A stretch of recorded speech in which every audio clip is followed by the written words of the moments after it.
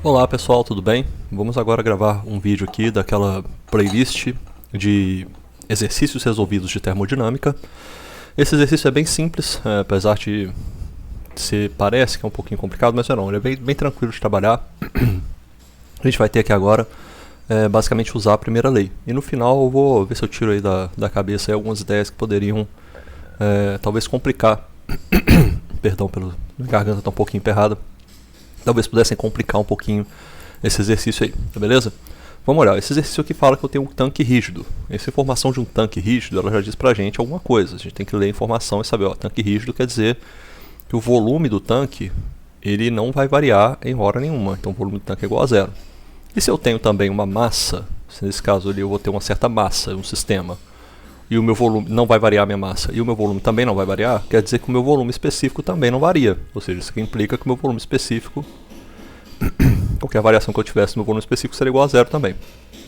Esse tanque aqui então contém 1,5 kg de R134, a gente já sabe onde a gente vai buscar essa informação, quais tabelas, né? E a gente sabe que ele está com um título de 0,6 e a temperatura de 0 graus Celsius. Isso aqui, ó, eu tenho duas informações já. Eu tenho o título, que é igual a 0,6, e eu tenho a temperatura, que é igual a 0 graus Celsius. São duas propriedades independentes. Então eu posso definir o estado desse primeiro estado 1 aí, em qualquer outra propriedade que eu precisar, eu consigo definir, correto? Ele é aquecido por uma resistência elétrica de potência 2 kW, até que fique apenas vapor saturado do refrigerante. Então ele vai passar por esse processo. A gente sabe que o que vai acontecer com ele, então o estado 2, ele vai estar com vapor saturado, e nessa situação então ele vai se aquecer dentro desse sistema aí. Ele vai terminar então com o título igual a 1. A gente sabe que o título 2 dele então vai ser igual a 1, chegar à condição de vapor saturado. Eu fiz um esquema aqui assim para mostrar o que está acontecendo. A gente tem esse recipiente, seria essa caixa preta. A gente começa com isso daqui, né, com essa informação, e depois de um tempo, esse 2 kW aqui, o que é? Eu estou passando uma resistência elétrica, né? Eu estou passando algo aqui, ó, entra uma certa resistência elétrica aqui, e ela realiza, né? Isso pode ser visto como um trabalho, como assim, se eu pensar essa resistência elétrica como uma fonte de calor, também dá para pensar isso, né? Resistência elétrica poderia ser substituída por uma chama, um fogo que estivesse aquecendo isso aí, seria a mesma coisa. Nesse caso, estou pensando com a resistência elétrica, né? A gente viu que a resistência elétrica, ela realiza, na verdade, o trabalho elétrico, então ela vai aquecer através desse trabalho elétrico. Então o que ela está passando aqui para dentro, na verdade, é uma forma de trabalho, tá? Ela está passando uma potência, trabalho, um W ponto, ou seja, o trabalho por segundo que está sendo passado. Esse trabalho por segundo é igual a 2 kW. Ele está realizando trabalho no sistema, ou seja, o trabalho está realizado no sistema que a gente está analisando, então ele é um trabalho que entra nas equações como trabalho negativo, tá? Então vamos analisar isso aqui, dessa forma. A gente teria então que pensar na nossa primeira lei da termodinâmica, né? A gente vai pensar primeiramente nela. A gente sabe que vai ter essa variação aí de propriedades, que vai sair do estado saturado e vai chegar ao estado vai sair do estado de título, né, de 0,6, chegar ao estado de vapor saturado, na medida que foi inserido aí esse calor. Então eu sei que no estado 2, ele começa aqui pelo estado 1, e depois eu sei que no estado 2, ó, ele vai passar para esse aqui, vai ser o estado número 2, e nesse estado 2, eu vou ter, ele vai estar aqui agora com a mesma massa, a massa não é alterada, o meu título passa a ser outra coisa. Meu título aqui ele é alterado, ó. Isso aqui muda de 0,6, vai passar a ser 1,0. E a temperatura, bom, a temperatura a gente vai ver o que acontece com ela aí também, tá? A gente vai debater isso aqui em breve. Por quê? Porque é um processo que nesse caso, ele é isocórico. A gente não tem outras informações a respeito disso, só sabe que ele termina lá com 0 graus Celsius, mas a gente não sabe necessariamente como que isso aqui vai acontecer, tá? Como que o que isso aqui vai alterar nas propriedades que eu tenho no meu fluido. A primeira coisa que eu preciso definir é definir as propriedades que eu tenho aqui agora no fluido no estado 1. Eu vou até nomear eles aqui primeiramente. Esse aqui seria o meu estado 1, e esse aqui seria o estado 2, tá? Então esse processo é um processo que envolve, a gente poderia, como é que eu começaria esse exercício? Eu falo, a primeira coisa que a gente precisa ter do exercício é saber como que a gente vai escrever essa informação para escrever as informações que a gente tem Nossa, até eu tô viajando, perdão, gente. Como que a gente vai escrever as informações do estado? Acho que a primeira coisa que a gente olha num exercício de termodinâmica é como que a gente está fazendo essa avaliação do estado, né? O estado está em mudança nesse caso, então eu preciso definir o estado 1 e definir o estado 2. Essa seria a primeira coisa que eu faria para resolver esse exercício, definir o estado 1 e o estado 2. Eu tenho uma informação de como esse processo está acontecendo. Eu sei que nesse estado 2 algo vai se manter, né? Algo vai se manter no estado 2 com relação ao estado 1. O que eu falei que vai se manter está aqui definido justamente pelo nosso tanque rígido. É essa informação que nos diz o que vai se manter. A variação do volume, ela não vai ser, não vai ter nenhuma variação do volume específico, ou seja, a informação que liga o meu estado 1 para o estado 2, essa aqui, ó, meu volume específico em 2 é igual ao volume específico em 1, tá beleza? Então aqui, nesse ponto, o que eu precisaria definir então? Ó, aqui eu já sei que no estado 1 eu tenho todas as informações, meu estado ele está definido, meu estado 1 ele está definido, e o meu estado 2 definido, e o meu estado 2 ele também está definido, estado 2 também está definido. Mas a diferença dele é a seguinte, esse estado 2, para eu definir o estado 2, eu só tenho até agora, no exercício mesmo só foi dada uma propriedade que é o x, e eu preciso definir a propriedade do estado 1, eu preciso saber qual que é o V1, o volume específico de 1, porque ele vai se manter para 2, porque eu estou dentro de um tanque rígido que não tem variação de massa e nem de volume. A definição de volume específico não é essa, o volume específico não é igual ao volume que eu tenho do meu recipiente dividido pela massa. Se eu não vario o volume e não vario massa, qual que é a variação do meu volume específico? Não tenho. Então, nesse caso, eu fico com isso aqui. Ó. Meu volume específico não vai variar. Eu preciso definir, então, o meu volume específico no 1, no estado 1, para saber qual que é o meu volume específico no estado 2. Tá? Então, isso aqui é a primeira coisa que eu vou fazer. A primeira informação que eu vou fazer aqui agora. Eu vou primeiro definir qual que é o meu volume específico em 1. Eu preciso dessa propriedade. O volume específico em 1 ele é igual ao volume específico do líquido saturado mais o título que eu tenho, que é 1, multiplicado pela variação do volume específico do vapor saturado menos o volume específico do líquido saturado. Eu tendo essas informações aqui, ó, eu acho o meu V1, que é o meu volume específico em 1. E qual que é o meu volume específico? Aí sabendo essa informação aqui, ó, a partir do momento que eu defino isso daqui, eu já tenho uma informação de qual que é o meu volume específico em 1 e eu vou saber qual que é o meu volume específico em 2, porque afinal eu sei que o meu volume específico em 2 é igual ao volume específico em 1. O que eu vou fazer com essa informação? Eu vou pegar lá o livro Moran e Shapiro. Ó, eu pegando o livro, sempre pego o livro do Moran, vocês devem estar acostumados, mas qualquer livro, tá? Pode ser qualquer livro de termodinâmica, pode ser o livro do Cheng, ou o livro do, sei lá, de qualquer um que vocês gostem aí, pode ser do Bornack-Sontag, qualquer um desses livros pode ser livro usado, e que tem essas tabelas termodinâmicas neles também.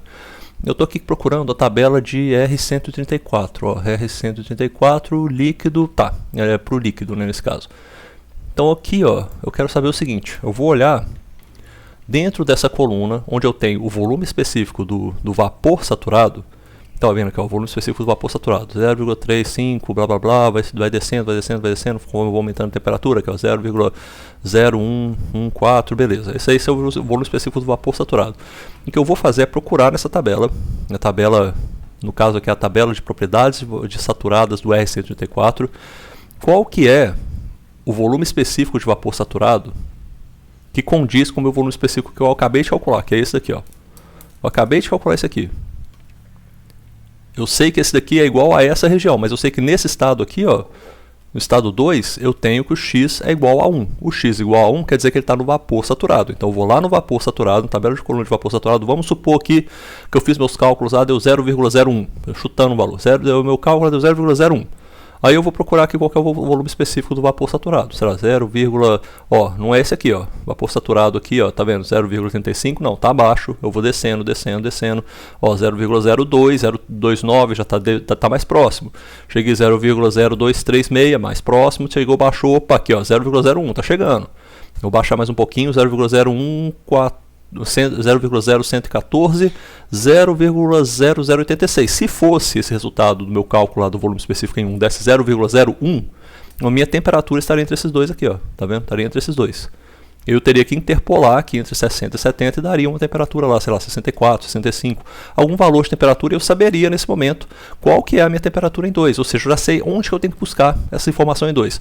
Porque agora, nesse ponto aqui, ó, eu saberia agora qual que é, eu tiraria dessa informação.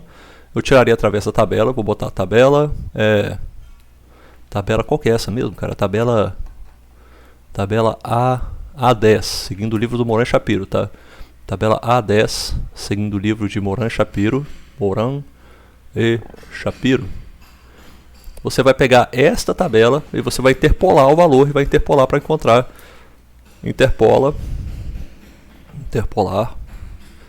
valores de V de vapor saturado, tá? Para encontrar a temperatura, para encontrar T2, a temperatura em 2. Beleza, você vai fazer isso aqui, ó. Você vai interpolar, vai encontrar essa tabela, essa temperatura em T2. Beleza, achou essa temperatura? Tá ótimo, você já encontrou aí, eu nem sei se pede, na verdade, a temperatura. Ela pede para falar o quê? O tempo necessário para a realização desse processo.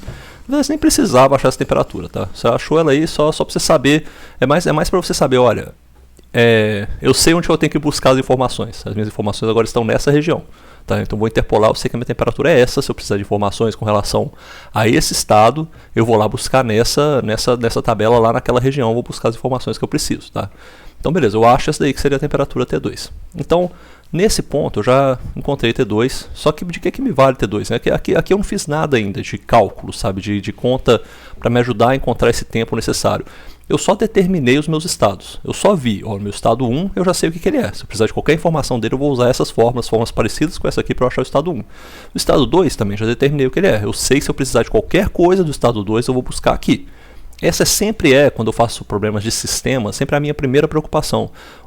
Como que eu consigo definir os estados? Eu defini os estados, bola para frente. Agora eu sei tudo, eu não preciso me preocupar com nada, é só usar as fórmulas que eu consigo enxergar que eu preciso fazer. E agora é realmente só usar a fórmula. E nesse caso, ele está querendo saber algo que vai se aquecer, né? Você tem uma mistura lá, mistura de líquido com vapor, ela vai se aquecer, vai virar vapor saturado. Beleza. E disso daí você vai ter que tirar qual que é o tempo, né? Então, qual que é a equação que a gente tem para esse caso? A gente pode usar essa equação aqui, ó. Vamos pensar, vamos jogar as equações que a gente tem, tá? A gente poderia usar a primeira lei da termodinâmica. A primeira lei da termo? Poderia. Vamos ver aqui, ó, o que a primeira lei da termo nos fala. Ela fala que a variação da energia total é igual ao calor menos o trabalho. Só que nesse caso, a gente não tem o trabalho mesmo. A gente tem uma potência, né? Uma potência elétrica que está sendo gasta aqui, ó.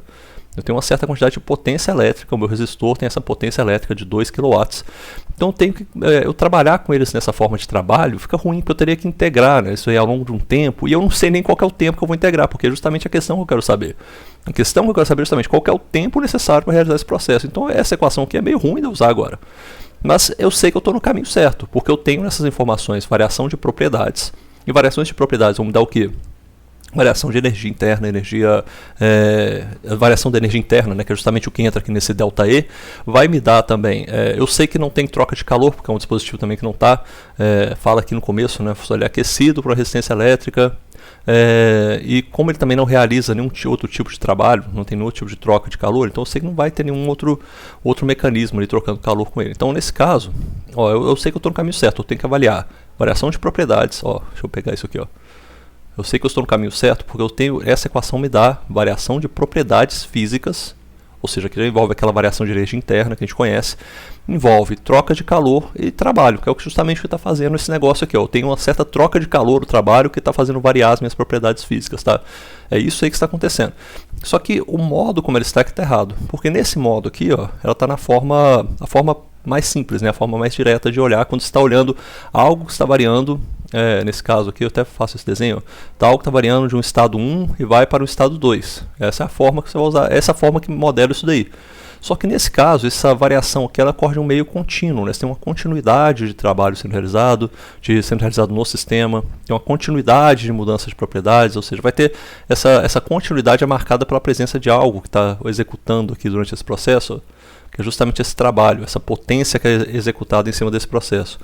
Como tem essa potência, e a gente está querendo justamente saber qual que é o tempo que vai gastar aqui, ó, quer saber o tempo que vai gastar, esse ΔT que vai gastar aqui entre eles, eu trabalhar com a forma da equação, na forma de taxa é melhor. Então eu vou mudar para essa equação da primeira lei, ao invés de trabalhar com essa equação, eu vou trabalhar com essa aqui, ó, porque ó, até agora eu vou ter o dE sobre dt, a variação da minha energia total é igual a taxa de transferência de calor menos a potência que é exercida em cima do sistema, beleza?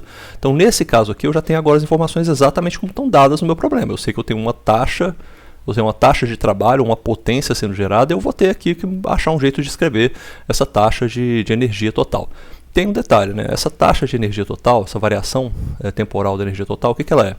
Ela é são as três parcelas, né? Eu falo, ó, A gente vai ver essa taxa de energia total aqui em 3 parcelas sem juros no cartão. Vão ser o quê? du sobre dt mais d energia cinética sobre dt mais o d da energia potencial sobre dt. E qual que é a grande vantagem aqui? Ó? Você não tem variação nem da energia cinética e nem potencial. A nossa caixa está parada e ela não cai nem se movimenta para lado nenhum, então não tem essa variação aí. Agora eu vou começar a pensar nesse problema aqui, ó, da seguinte maneira. O meu problema se reduz a isso. du sobre dt é igual, e aqui também o detalhe, ó, eu não tenho troca de calor nesse problema, né? Minha caixa está fechada, isolada, a única troca que ela realiza é essa forma da potência elétrica que entra dentro dela. Ela não está jogando calor para fora de maneira alguma. Então, nesse caso aqui, ó, é só o meu du dt é igual a menos a potência gerada. Tá? Então, beleza, tem essa formulação aí. Já tem algo para começar. Eu vou me lembrar aqui também que esse U é uma propriedade extensiva que ela é igual a massa vezes a energia interna na forma específica. Então eu posso reescrever essa formulação também, considerando que a minha massa é constante, ela não varia em hora nenhuma. Eu vou botar esse m para fora, vai virar m du minúsculo agora, du minúsculo sobre dt é igual a menos a potência. Melhorou um pouquinho, por quê? Porque essa informação aqui ela é dada do problema, a massa também é uma informação dada do problema, e isso aqui, ó, é a variação temporal da energia interna. A questão é a seguinte, né, isso até me foi perguntado para um aluno, eu queria esclarecer essa questão do du dt, porque a gente vai transformar isso nessa fórmula aqui, ó, m vezes o delta U sobre delta T, e olha só, o delta T é justamente o que a gente quer achar, vou até botar em azul aqui, ó, a gente quer achar o delta T, que é igual a menos o W, porque esse delta T é justamente o tempo, né, a diferença de tempo que você gastou para sair do estado 1 para o estado 2. E a formulação final vai virar isso aqui, vai virar essa formulação aqui, ó, ou seja, o meu delta T é igual vai ser menos, como é que é? Vai ser m, tem que ser dessa forma aqui, ó, m U2 menos U1 dividido por menos W ponto. Só que esse menos W ponto tem que me lembrar, ele está negativo aqui, ó. Aí você deve estar pensando, meu Deus, minha variação de tempo vai dar negativa, eu tenho que voltar no tempo. E voltar no tempo a gente sabe que vai ferir a segunda lei da termodinâmica. A gente não pode nunca voltar no tempo, senão está indo contra a segunda lei da termodinâmica. Então, meu exercício está todo errado, é impossível que isso aconteça. É impossível que eu tenha uma caixa fechada com R134, eu aqueça ele para ele deixar de ser líquido e virar vapor saturado. É óbvio que isso não é impossível, né? Isso acontece, é totalmente possível que isso aconteça, mas eu tenho que me lembrar o seguinte, ó, que o meu trabalho aqui, esse trabalho está sendo realizado no sistema. Como ele é realizado no sistema, ó, trabalho, vou até botar isso aqui escrito assim dessa forma, para ficar mais fácil, melhor do que a minha letra, né? Trabalho, vou botar em vermelho também, fica bonitinho, fica igual. Trabalho realizado no sistema. Portanto, W é a W ponto, portanto, a potência, que eu não consigo escrever W ponto nesse negócio aqui, então a potência é negativa. É isso aí, beleza? Então a potência é negativa, ou seja, a potência vai ser negativa, com o menos vai virar positivo. E esse U2 menos 1, o que a gente espera? Eu vou aquecer esse negócio, ele estava com a mistura de líquido e vapor, vai virar vapor saturado. É esperado que a energia interna em 2 seja maior do que 1. Se não for, também aí acabou o mundo, porra. Tem que ser, a energia interna em 2 tem que ser maior do que 1, porque vai virar vapor saturado, as partículas têm mais energia interna. Então é lógico que esse termo aqui de cima vai dar positivo e o termo de baixo também vai dar positivo, tá? Não tem como. Assim, então vai dar uma variação temporal positiva, a gente não está ferindo a segunda lei da termodinâmica. Não estamos voltando no tempo para que isso aí ocorra, tá? Então é legal, né? Podia pensar um exercício que isso daí acontecesse e que isso ia dar errado, sabe? Assim, aí você ia achar um delta T negativo. Você acha um delta T negativo, você feriu a segunda lei da termodinâmica. Você fala, esse processo não pode acontecer jamais. Mas é difícil, tem que pensar um caso desse. Bom, vamos considerar isso aqui agora. Para esse problema que está acontecendo, poderia pensar, né? Agora eu pensei aqui meio viajado, mas olha só, eu poderia pensar que eu tenho um processo, algo está acontecendo numa caixa, só que ao contrário agora, ao invés de eu estar exercendo trabalho no sistema, eu estou te jogando calor para fora. Eu estou jogando calor para fora. Ou seja, o meu sistema joga calor. Pensa o seguinte, ó, vou dar uma pausa filosófica. Pensa o seguinte, se por algum acaso eu saio do estado 1 e vou para o estado 2, e ocorre exatamente o que está acontecendo aí, o estado que estava em mistura líquido-vapor vira vapor saturado, mas o processo que leva a isso é uma retirada de calor, eu estou retirando calor para que isso aconteça, seria impossível. É impossível de acontecer. E uma das provas disso seria que eu ia chegar no final aqui, eu achei um ΔT ia ser negativo. Ou seja, porque eu ia ter o menos... Aqui assim, se fosse trabalho ao invés de Q, essa é a mesma coisa, sabe? Não ia mudar nada a interpretação, só que eu ia estar tirando trabalho. Ia virar um Q aqui que ia ser negativo. No caso, esse Q negativo, ele ia gerar um ΔT negativo. Você poderia até falar, ó, feriu a segunda lei da termodinâmica, você pode fazer a análise da segunda lei e com certeza vai dar uma geração de entropia negativa. Aí não tem jeito, tá errado, não tem como fazer. Tá? Então isso daí é uma ideia bem interessante aí pra gente pensar. Ou seja, é impossível você aquecer algo, sair da mistura de líquido vapor e virar vapor saturado se você retirando calor do ambiente. Você tem que jogar calor lá dentro ou realizar um trabalho no sistema. Essa daqui, ó, é a formulação final que a gente tem. Tá? E como é que eu vou achar? Você deve estar pensando assim, como é que eu vou achar esse U2 e esse U1 aí? Bom, o U1 é fácil, né? O U1 a gente tem lá aquela definição de que o U1 é igual a energia interna do líquido saturado mais o título em 1 multiplicado pela energia interna do vapor saturado menos energia interna do líquido saturado. Tá? É isso daí. E aí eu vou achar o meu U1, já está definido, e o meu U2, eu vou lá naquela temperatura, tá? A temperatura que eu achei lá para a temperatura. O meu U2, na verdade, é dependente do quê? Ele é um U que depende, função da temperatura de saturação igual a T2, que eu acabei de encontrar lá em cima. Ou seja, eu vou só buscar temperatura de saturação e isso aqui, né? Temperatura de saturação e o com título igual a 1. Beleza? E depende disso aí. Ou seja, com isso daqui, ó, eu encontro esses dois valores, tá? E eu coloco eles ali em cima para resolver esse problema. Eita, nós peguei a caixinha errada. E eu coloco eles aqui em cima para resolver esse problema, tá? Então assim, o meu problema está fechado, é só resolver. Uma dúvida que surgiu que eu achei muito legal, o aluno perguntou, professor, isso aqui é estranho para mim. Eu trabalho sempre com isso aqui, ó, du dt. É uma equação diferencial. Por que a gente transformou ela nisso aqui? Isso aqui sempre pode ser feito, a gente sempre pode fazer isso.